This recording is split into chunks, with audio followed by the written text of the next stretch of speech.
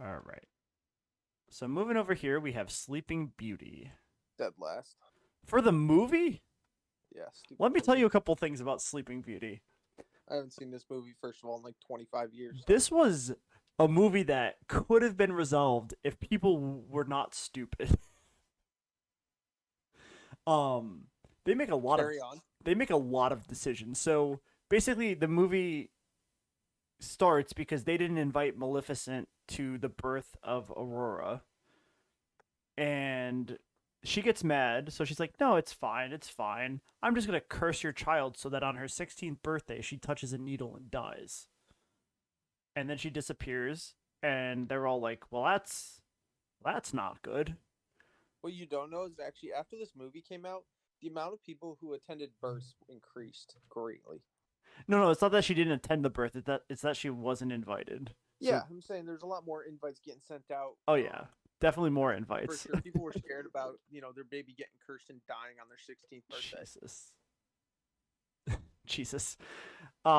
So she goes, and they're all like, "What are we gonna do? What are we gonna do?" And the three good fairies are like, "Well, here's an idea. We can put a curse on her, but instead of that curse being she doesn't touch the prick, or if she does, nothing happens. It's no, she touches the prick, and then she falls into a deep, deep slumber, and then she will only be awoken by her true love's kiss. Not a horrible loophole, but like I feel like they could have done more. Now this is where it gets interesting. So this is not going to happen until her 16th birthday, but while she's still a kid, they're like, well, we have to hide her from Maleficent, which I don't understand because Maleficent's already like she's going to die at 16. So why are we worried about this now? Why not worry about it until she's 16? Doesn't make sense. Right. But no, they're like, well, we got to hide her away for 16 years. We'll raise her. She won't see her parents. She won't know who she is. We won't tell her anything. We won't use our magic. Yeah, her parents were absolute stooges. No, this wasn't their idea. This was the fairies' idea. Well, fairies, I didn't have the fairies ranked too high to be honest. They can wave their stupid little magic wands around all willy nilly and such, but at the end of the day, I don't think they're doing too much.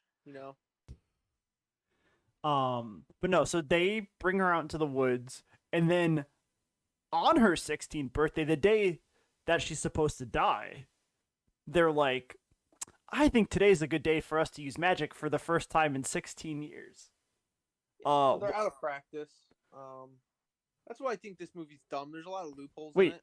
wait, no, I haven't told you the best part. They think, okay, today's the best day for us to use our magic for the first time, and that's how Maleficent finds out where they are. Here's the thing. Maybe wait, till after her birthday to do that, or maybe Would be a good idea. wait till she's 17. Also, they pick the day that she's supposed to die to move her from her hiding spot to the castle. Again, maybe wait till she's 17 because she's supposed to die when she's 16. Yeah, I mean, it's one more year. She's been cooped up and locked up for 16 years. Like, come on, you can't wait an extra year. Now, here's my favorite part, right? So they get to the castle. Maleficent finds her, tricks her into just touching the prick, and she. It's a spindle, but we'll call it a prick. I just like referring to it as a prick. So Little prick. she falls into an eternal sleep, and the three fairies are like, "Oh no! Whatever will we do when her parents find out?" And the other fairies like, "Well, her parents won't find out because we're gonna put the whole village to sleep." So they put the entire village into a deep slumber until Alice is or not Alice. What's her name? Why can't I think? Oh, Aurora. Wakes up from her true love's kiss, and it's like, okay, here's the thing. What if her true love is in that village and you put him to sleep? Luckily, they didn't. But what if that was the case? Yeah. Also, why is this guy going around kissing sleeping 16-year-olds? Like, Well, they were betrothed when he was 5. He went to her birth and looked at her, and they were like, "You're gonna marry her someday." And he was like, "Oh well, ho ho, I love that baby." It is a weird movie. I think I'm gonna put it below Pinocchio. I think Snow White is 100 times better than Sleeping Beauty, but Snow White was kind of boring though, to be honest. I like the dwarves. That's fair. I'm gonna put it. I think for me, I think it's between Pinocchio and Cinderella. I think that's a good So place many for it. loopholes for me, but you do you. Her true love prick. That's really what she got awoken by, her true love's prick. Jesus. No, that's what put her to sleep.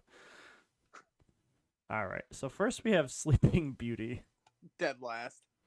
Yeah. Let me just tell you a couple things that she's got going for her. First of all she had to do was not touch the spindle. Yeah, really. And she touched it. Really? Like, well, here's the thing. Here's the other loophole thing that I was like, well, that's kind of dumb. They didn't tell her that about the curse, so she didn't know if she touched the spindle, she would go to sleep forever. All right, cool. But you just see that, and you're like, oh, my first instinct is to just stick my finger on that thing. Well, to be fair, I'm pretty sure she was mind controlled, and we'll get to that when we talk about Maleficent. But I'm pretty sure she was a little bit mind controlled. But basically, here's her power. She can sing and fall in love very quickly. That's what I wrote down. Vixen. I'm willing, looking at this list, I think I don't even know if she beats Timothy Mouse, to be honest. I was going to say I would put her below Wendy and above Thumper. Because I think she could sing Thumper to sleep. And I think Wendy could beat the shit out of her in a fist battle. I think you're... I'll allow it. Okay. Man, I honestly like having you here because you challenge me. I'll allow it. This one I'll time. allow it. All right. And there literally goes... too dumb not to touch a pointy object, but okay. Yeah, that's fair. But pretty much everyone here is not the brightest. That's why they're ranking lower. Yeah. All right. Now we got a heavy contestant. Yeah, I gotta say, old Maleficent. Mm-hmm. She's probably making a good run at the title here. Yeah. So Didn't she turn into a dragon? So okay. You just reminded me of another dumb part of the movie, and it's kind of where I think is gonna be her downfall. So she's fighting the prince, right? She shows that she has all this strong magic that she can basically do a lot of things. And fighting the prince, she decides to turn into a dragon and get stabbed by the prince. So actually, we can't really, because the prince defeats her in the movie. So if we rank her high, the prince has to be higher than her. The prince is going high. I can already tell you this. The prince is going a lot higher than you think. But here, before we get to the prince, let's stick on Maleficent. Let me just tell you a couple of things that she has going for her. As I mentioned, she has mind control. She basically put Sleeping Beauty into a trance to touch the prick.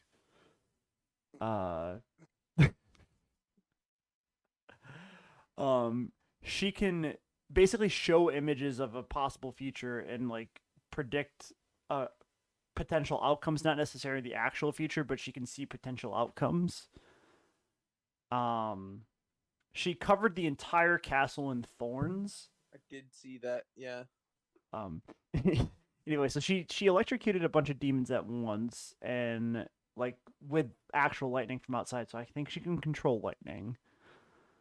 And the one that you mentioned, she can turn into a dragon. She has moderate control of lightning. She ain't raining down Zeus-sized lightning bolts here. No, but she can call upon lightning and have it zap people, which is pretty strong. It's pretty strong. My initial thought was above Donald and below Yinsid.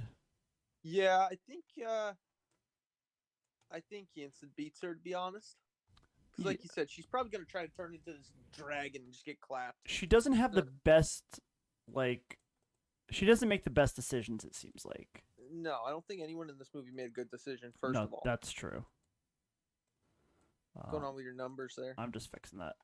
You're a little screwy. So I think below Donald and above Yinsid. Ooh, it got real messed up. Hold on. I don't know why this is. The numbers are all even. I guess the characters just are stupid. Don't know where I want them. This is the stupid side of the bracket so far. That's fair. But yeah, she doesn't make the best choices. I think she could curse Donald, but in a magic fight, I think Yinsid is a pretty strong fighter as well. Um, Now, before we do the fairies, let's do the prince since we kind of talked about it. I think it starts with, can he defeat Yensid? I think so too because he can definitely. So let me tell you this: he's basically a superhero. I Um, mean, the dude's got balls of brass. he's Like, he's essentially the Captain America of the Disney universe because yeah, the three fairies give him gifts. And one of those gifts is an enchanted shield of virtue, which can block anything, and a mighty sword of truth, which can cut through anything. It cuts through the thorns. It basically cuts through fire. The yeah. shield. I mean, women love him and men want to be him, kind of. So yeah, I think the question with Yinsid, the problem with Yinsid is we don't have a lot. Like, I haven't done. I should do more research on him because he shows up in Fantasia for like 5 seconds. But um, I mean, he can control water. Is like the main thing I know about him. He can create life, and he's shown a very overall well control of magic. That being But he gets said, tired, like, he so he does can fall just asleep. use a little magic. The sword of truth cuts through that magic with whatever it is, because he's probably not going for the kill shot right away. He's throwing a little, throwing some decoys up there, Right. and then he gets tired, has to take a little nappy nap, and that's when the sword of truth just goes ahead and gets, slice and dices him. Slice and dice. Yeah, so we thinking he beats Yinsid? I'm thinking he beats Yinsid. I'm thinking he beats Yensid. Okay. Now the blue fairy. Here's the thing about the blue fairy before we get into the slice and dice portion. She is translucent. How does he kill her then? Exactly. I don't think he beats the blue fairy if she's translucent. Yeah. And she basically I think her magic would probably affect his sword. I think she could turn his sword into a real boy. Ah, yes. Um and even not, I mean, I think she could turn him into a wooden puppet. I really don't think there's much that he could do against the blue fairy. Yinsen's main weakness is that he can cast big spells, but it makes him sleepy. Blue fairy doesn't have that weakness. So I'm thinking for sure between Yinsid and blue fairy. I would have to. I'd be inclined to agree with you. Okay? I was gonna say, does that sit right with you? It sits right. I'll sleep well at night knowing that that's how you have them ranked. All right. And then we got the last group. These idiots. Dead last. Flora, Fauna, and Merriweather. No, I don't think dead last. I mean, they're not smart, but they're Dumb as shit. they do have very powerful magic though. Basically, and I think they all have the same powers, but the only difference that I could find was Flora can make people beautiful, Fauna can make people sing well, and Merriweather can bring brooms to life. So very similar powers to Yinsen. um, all three of them can put an entire kingdom to sleep. They can all give sentience to objects like food, buckets.